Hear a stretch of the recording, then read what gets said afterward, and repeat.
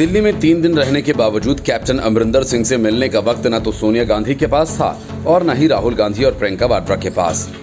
अमरिंदर सिंह पंजाब वापस लौट गए, लेकिन जैसे ही नवजोत सिंह सिद्धू दिल्ली आए, पूरा गांधी परिवार भागदौड़ करने लगा। प्रियंका, राहुल और सोनिया गांधी तीनों सिद्धू के साथ मिल बैठकर पूरी कहानी लिखते रहे कि आगे क्या करना है। मतलब साफ है कि गांधी परिवार नवजोत सिंह सिद्धू को जरूरत से ज्यादा भाव देने के मूड में है। लेकिन कैप्टन अमरिंदर सिंह ने पंजाब में विधायकों और मंत्रियों के साथ लंच करके दिल्ली में लिखी जा रही पंजाब की स्क्रिप्ट पर पानी फेर दिया और साफ संकेत दे दिए कि अगर नवजोत सिंह सिद्धू को प्रदेश अध्यक्ष बनाया गया तो पार्टी को बगावत का सामना करना पड़ेगा। लगे हाथ कैप्टन ने अपनी तरफ से प्रदेश अध्यक्ष के लिए 2 नेताओं के नाम भी दिल्ली भेज दिए।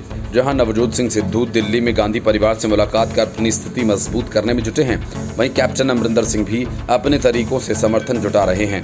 कैप्टन ने इसी सिलसिले में कुछ हिंदू नेताओं के साथ खाने पर बातचीत की। बताया गया है कि इन नेताओं ने पंजाब प्रदेश कांग्रेस कमेटी के अध्यक्ष पद किसी हिंदू को दिए जाने की बात कही। साथ ही सिद्धू को इस पद पर बिठाए जाने की अटकलों के खिलाफ आवाज उठाई। नवजोत सिंह सिद्धू के दिल्ली में प्रियंका और राहुल गांधी से मिलने के बाद ये चर्चा उठ रही है कि उन्हें राज्य में कांग्रेस पार्टी का अध्यक्ष पद दिया जा सकता है।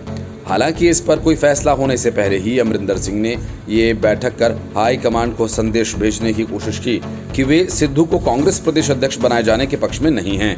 सूत्रों का कहना है कि मुख्यमंत्री अमरिंदर सिंह ने पहले ही अपनी बात केंद्रीय नेतृत्व तक पहुंचा दी है। बताया गया कि पंजाब कांग्रेस प्रदेश अध्यक्ष के लिए जिन 2 नामों का प्रस्ताव अमरिंदर सिंह ने भेजा है, उनमें एक नाम लोकसभा सांसद मनीष तिवारी का है, जबकि दूसरा नाम राज्य के लोक निर्माण विभाग मंत्री विजय इंदर सिंगला का। सूत्रों का कहना है कि बैठक में पार्टी के हिंदू नेताओं ने भी सिद्धू को पंजाब प्रदेश अध्यक्ष न स्वीकार करने का संकल्प लिया। हिंदुओं को बराबर प्रतिनिधित्व देने की भी मांग बताया गया है। बैठक में हिंदू नेताओं ने पंजाब सीएम के सामने कई मुद्दे उठाए। इनमें जाट सिख नेताओं को चुनाव लड़ने के लिए ज्यादा सीटें मिलने के साथ साथ जमीनी स्तर पर पार्टी की गैर मौजूदगी और विधायकों और मंत्रियों का सिर्फ कुछ नेताओं को सुनने का मुद्दा सबसे ऊपर रहा। इसके अलावा कई नेताओं ने सीएम से हिंदुओं और सिखों को बराबर प्रतिनिधित्व दिए जाने की मांग उठाते हुए पार्टी अध्यक्ष का पद किसी हिंदू को देने के लिए कहा। दिलचस्प ये है कि मौजूदा प्रदेश प्रमुख सुनील जाखड़, जो कि खुद भी हिंदू हैं, उन्हें सीएम की इस बैठक में न्योता नहीं दिया गया। मालवा के एक नेता ने बताया कि लंच के दौरान कई हिंदू नेताओं ने सीएम से कहा कि वे खुद को अलग थलग महसूस कर रहे हैं। तकरीबन 15 सीटें जहां पहले हिंदू नेताओं ने चुनाव लड़े, अब वो जाट सिख नेताओं को सौंप दी गई हैं। उन्होंने बताया कि बैठक के दौरान सीएम से मांग की गई थी कि पीसीसी का अध्यक्ष किसी हिंदू को बनाया जाना चाहिए। Report, news of India. सहकारी बैंकों पर शरद पवार के कब्जे को आरबीआई ने तो पहले ही खत्म कर दिया, लेकिन अब बारी सहकारी बैंकों में हुए घोटाले की जांच की है। महाराष्ट्र स्टेट कोऑपरेटिव बैंक का 25,000 करोड़ रुपया इधर उधर कर दिया गया। इस खेल में शरद पवार के भतीजे यानी महाराष्ट्र के डिप्टी सीएम अजीत पवार ने बहुत खेल किया। ईडी ने महाराष्ट्र स्टेट कोऑपरेटिव बैंक घोटाला से जुड़े मनी लॉन्ड्रिंग के केस में बड़ी कार्रवाई को अंजाम देते हुए अजीत पवार की 65 करोड़ रुपए की कीमत की शुगर मिल को अटैच कर लिया। ये कंपनी पवार की पत्नी सुनेत्रा अजीत पवार की है। अजीत पवार की ये कंपनी महाराष्ट्र के सतारा में है, जिसका नाम जरंदेश्वर सहकारी चीनी कारखाना यानी जरंदेश्वर SSK है।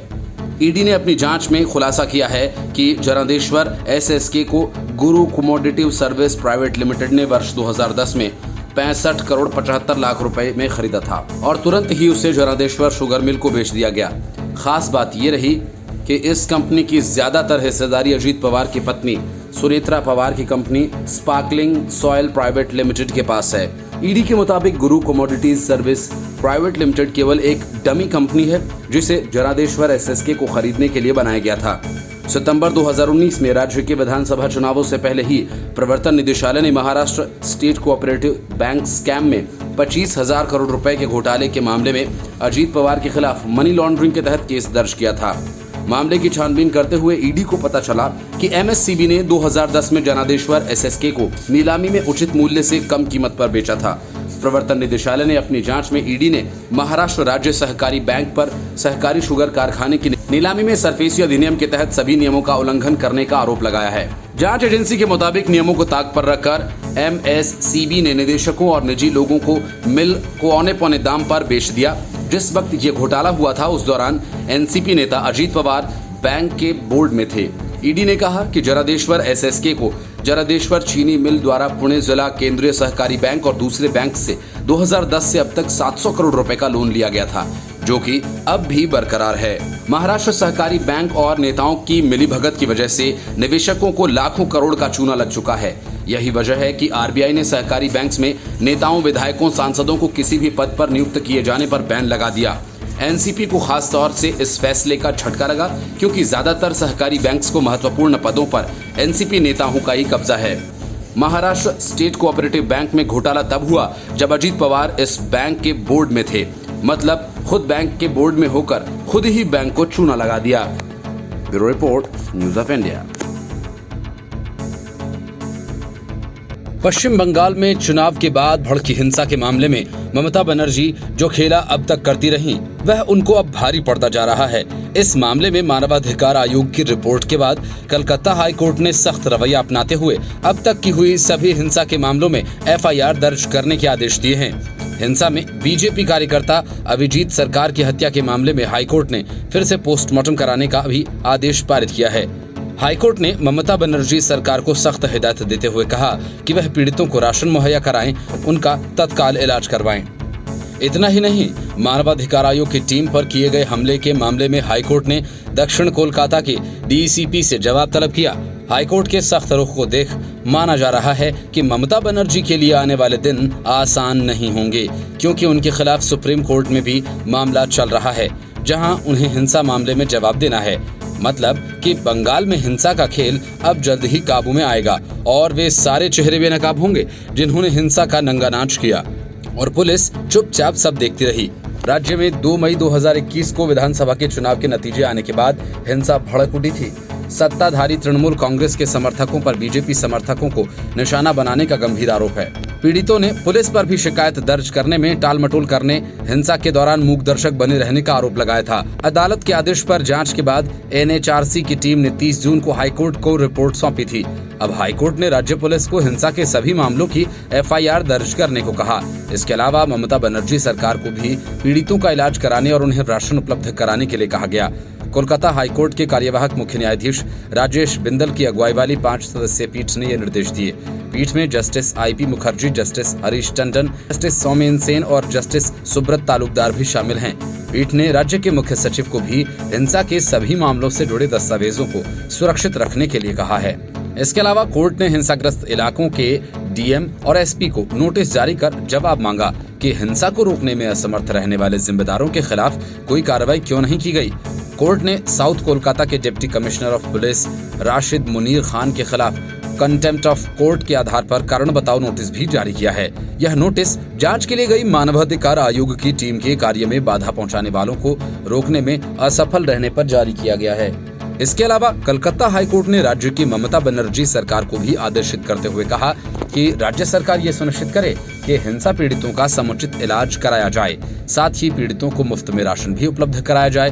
कोर्ट द्वारा यह भी कहा गया कि सरकार द्वारा उन्हें भी राशन मिलना चाहिए जिनके पास राशन कार्ड उपलब्ध नहीं है। कलकत्ता हाईकोर्ट के आदेश के बाद ही मानवाधिकार आयोग के सदस्य राजीव जैन के नेतृत्व में एक 7 सदस्यीय टीम का गठन किया गया था। इस टीम ने हिंसाग्रस्त इलाकों का दौरा किया था। इसके बाद आयोग की रिपोर्ट 30 जून को कोर्ट के सामने पेश की गई। हालांकि आयोग ने रिपोर्ट पेश करते हुए कहा था कि ये रिपोर्ट आंशिक है और पूरी रिपोर्ट तैयार करने के लिए उसे और समय चाहिए। इसके लिए कोर्ट ने कमेटी को 13 जुलाई तक का समय दिया। अब इस मामले में अगली सुनवाई भी 13 जुलाई को ही होनी है। Bureau report, news of India. Paschim Bengal विधानसभा सत्र के पहले दिन ही बीजेपी ने ममता बनर्जी को जता दिया कि जिस तरह लुटे पिटे कम्युनिस्ट और फ्रेंडली कांग्रेसी विपक्ष की जो आदत पड़ी हुई है, अब उसे बदलने की जरूरत है। बीजेपी ने सदन में जोरदार हंगामा करके ममता बनर्जी को एक तरह से जता दिया कि न तो विधानसभा में और न ही सड़क पर वह उनके सामने तमाम तरह की मुश्किलें खड़ी करेंगी। नई विधानसभा में नए विपक्ष ने राज्यपाल जगदीप धनखड़ के अभिभाषण के दौरान पश्चिम बंगाल विधानसभा में बीजेपी विधायकों ने भारी हंगामा किया। इस दौरान विधायकों ने जय श्री राम के नारे लगाए और चुनाव के बाद हुई हिंसा के प्रति विरोध दर्ज करते हुए विधानसभा के बाहर आ गए। जगदीप धनखड़ ने जैसे ही विधानसभा में बोलना शुरू किया, बीजेपी के नेता हंगामा करने लगे। ऐसे में धनखड़ मात्र 3 से 4 मिनट ही बोल सके और उन्हें अपना अभिभाषण बीच में ही बंद करना पड़ा। हंगामा कर रहे बीजेपी के विधायकों के हाथों में हिंसा के कथित तौर पर शिकार बने लोगों की तस्वीरें थीं। नेता विपक्ष शुभेंदु अधिकारी ने कहा कि चुनाव के बाद हुई हिंसा एक बड़ा मुद्दा है, लड़ाई अंतिम तक जारी रहेगी। उन्होंने कहा कि विधायकों को जो भी अभिभाषण की कॉपी दी गई उसमें चुनाव के बाद हुई हिंसा का कोई जिक्र नहीं था। ऐसे में विधायकों को हंगामे के लिए मजबूर होना पड़ा। नतीजा ये हुआ कि राज्यपाल अपना अभिभाषण पूरा नहीं पढ़ पाए। राज्यपाल को भाषण रोकना पड़ा। इसके बाद वे सीएम ममता बनर्जी और मुख्य सचिव विमान चटर्जी से बात करके बाहर आए। इस दौरान ममता राज्यपाल को गेट तक छोड़ने आई। दूसरी ओर राज्यपाल के अभिभाषण के दौरान हंगामा कर रहे विधायक सदन के बाहर चले गए। बता दें कि सदन का आज पहला दिन था और अब तक मिली जानकारी के अनुसार सदन का कामकाज 8 जुलाई तक चलेगा और 7 जुलाई को 2021-22 के लिए राज्य का बजट पेश किया जाएगा। शुभेंदु ने कहा कि राज्य सरकार द्वारा राज्यपाल को लिख कर दिया गया कि भाषण झूठा था। इसमें चुनाव के बाद हुई हिंसा का कोई जिक्र नहीं है। यह विशुद्ध रूप से प्रोपेगेंडा था। बता दें कि इस सत्र में पश्चिम बंगाल विधानसभा में पहली बार बनर्जी और नेता प्रतिपक्ष शुभेंदु अधिकारी आमने सामने होंगे।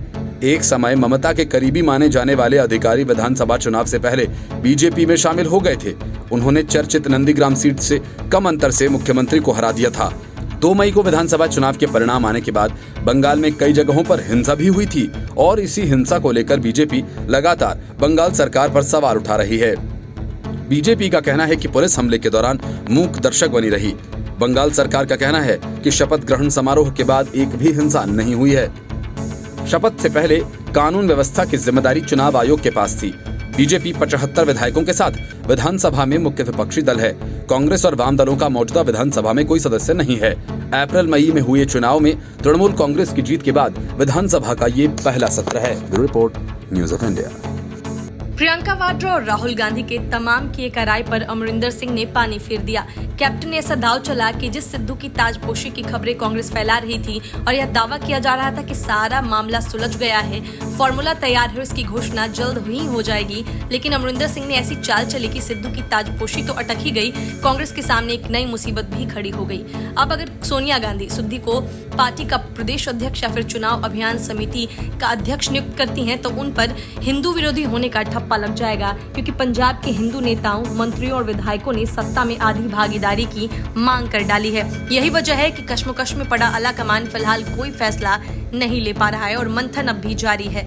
सिद्धू का मामला कांग्रेस आला कमान के गले की फांस बन गया है। सिद्धू एक दाव चलते हैं तो कैप्टन दूसरा। राहुल गांधी से मिलने के 2 दिन बाद भी कांग्रेस में नवजोत सिंह सिद्धू की भूमिका को लेकर कोई फैसला नहीं हो पाया है। सूत्रों का कहना है कि कांग्रेस हाईकमान सिद्धू को प्रदेश अध्यक्ष बनाने की संभावना अभी तलाश ही रहा था कि कैप्टन अमरिंदर सिंह ने पेंच फंसा दिया। अमरिंदर खेमे ने चुनाव से पहले किसी हिंदू को अध्यक्ष बनाने की चर्चा को जोर देकर आला कमान की मुश्किलें बढ़ा दी हैं। कश्मकश में पड़ा आला कमान फिलहाल अभी कोई फैसला नहीं ले पा रहा है और चर्चा अब भी जारी है। दावपेच की सियासत में कांग्रेस नेतृत्व कोई फैसला नहीं ले पा रहा है। कांग्रेस नेतृत्व के लिए एक तरफ कुआं तो दूसरी तरफ खाई नजर आ रही है। सिद्धू को नेतृत्व अध्यक्ष जैसी बड़ी भूमिका देना चाहता है, लेकिन अमरिंदर सिंह इसके लिए तैयार नहीं दिख रहे हैं। सिद्धू को अध्यक्ष बनने की चर्चा को रोकने के लिए कैप्टन खेमे ने हिंदू अध्यक्ष का शिगुफा छेड़ दिया है, लेकिन इसके लिए कैप्टन खेमे ने राहुल गांधी के खास विजय इंदर सिंगला और पूर्व केंद्रीय मंत्री मनीष तिवारी का नाम उछाल दिया है। तर्क ये है कि ये हिंदू नेता हैं और आने वाले चुनाव में हिंदू वोटरों को पार्टी की तरफ खींच सकते हैं। सिंगला चूंकि राहुल गांधी के बेहद करीब हैं, इसीलिए भी कैप्टन खेमे ने उनका नाम उछाल सिद्धू को रोकने की रणनीति बनाई है। वैसे कांग्रेस नेतृत्व सिद्धू को उप मुख्यमंत्री बनाकर प्रचार समिति का अध्यक्ष पद देना चाहता था, लेकिन उसके लिए सिद्धू तैयार नहीं थे। इधर फैसले में हो रही देरी और कैप्टन के नए दांव से तिलमिलाए सिद्धू ने पंजाब बिजली संकट को लेकर मुख्यमंत्री पर ट्विटर के जरिए एक बार फिर हमला बोल दिया है। सिद्धू दिल्ली जमे हुए हैं और संकेत है कि बिना समाधान वो पंजाब नहीं लौटना चाहते। प्रियंका से मुलाकात के तुरंत बाद हंसती हुई तस्वीर पोस्ट करने वाले सिद्धू ने अब तक राहुल गांधी के साथ हुई मीटिंग के बारे में न तो कोई ट्वीट किया है और न ही कोई तस्वीर पोस्ट की है। मतलब साफ है कि गांधी परिवार में कई दौर की बैठकों के बाद भी पंजाब की कहानी सुलझने की बजाय और उलझती जा रही है।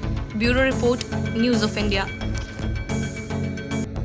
पश्चिम बंगाल के नेता विपक्ष सुवेंदु अधिकारी दिल्ली में अमित शाह से मिलने के बाद सॉलिसिटर जनरल तुषार मेहता से मिलने उनके घर गए, लेकिन यह बात ममता बनर्जी को अच्छी नहीं लगी तो टीएमसी के सांसदों ने पीएम मोदी को चिट्ठी लिखकर तुषार मेहता को पद से हटाने की मांग कर डाली।